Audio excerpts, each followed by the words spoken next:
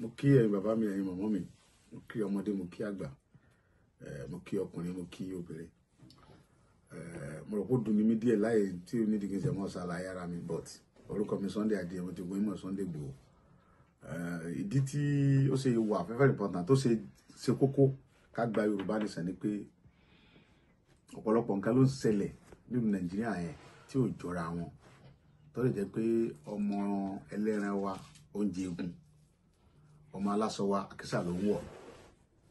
Ẹ̀yin náà wò lé nísìnyí gbogbo ìlú káàkiri, pàápàá kódà gan ká mọ̀ tiẹ̀ sọ pé ní Nàìjíríà nìkan, ní gbogbo Áfíríkà, Nàìjíríà àníná, àlómi, kò sí security, kò sí healthcare, kò sí nǹkan kan tá a lè sọ yìí pé ohun tó fi wá lọ́kàn balẹ̀ tá a fi sọ yìí pé ó yẹ ká sì wà pẹ̀lú Nàìjíríà lélẹ̀. So ọ̀pọ̀lọpọ̀ àwọn tí a dẹ̀ ń tẹ̀lé yìí gbogbo nǹkan lọ́nà fún wa lórílẹ̀ wa, àlépo, àní gold, àní marble, many things nǹkan la ní, àní kòkó tá a lè fi túlù wa ṣe tílù wa dẹ̀ máa wà òkè.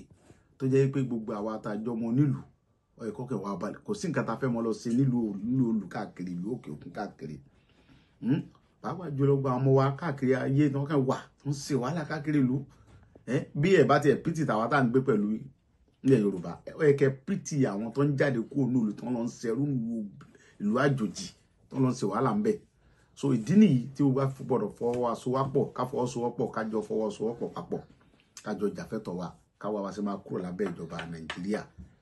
So ká dá dúró, ká ní orílẹ̀-èdè tiwa, ká dẹ̀ wá àwọn ọ̀jọ̀gbọ́n, àwọn ọ̀dọ́ tó rí wọn pé tí wọ́n ṣe àkóso ìlú yìí.